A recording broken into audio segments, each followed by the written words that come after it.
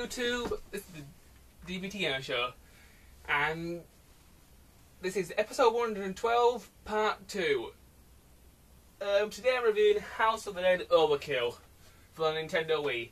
Now in part 1 I practically finished reviewing the game. I talked about story, graphics, multiplayer, controls, music, gameplay, and all the good stuff I could think of about the game. Now I'm going to talk about bad stuff, my complaints about the game. I only have 2 complaints about this game. First things first, the game's collaboration settings are a little bit weird at times. Sometimes when I sync my gun up to the TV, it doesn't always sync up right. The biggest problem is when you're in the gun shop. You go in the gun shop and you upgrade your weapons, and sometimes you can't always shoot the top upgrade. There's nothing wrong with my Wii remotes, there's nothing wrong with my television, there's nothing wrong with my sensor bar, and there's nothing wrong with my system at all. So I think it's the way the game's set up. So the game's collaboration can be a bit weird at times, but once you got it set up right, the game is a lot of fun. Another bad thing about the game is those fucking civilians.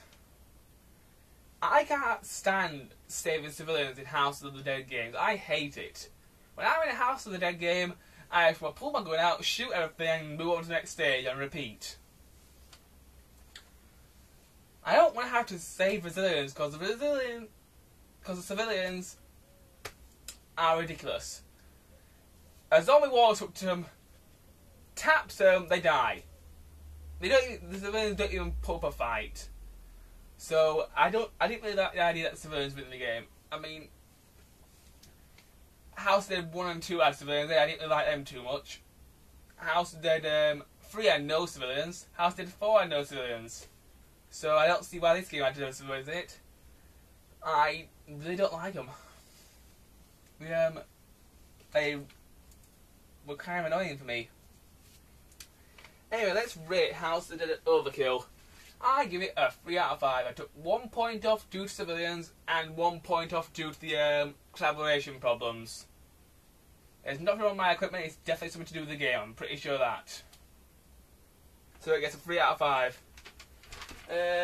My next review will be Digimon Battle Spirit 1 for the Game Boy Advance. But I ain't got time for that today, YouTube, so see you then.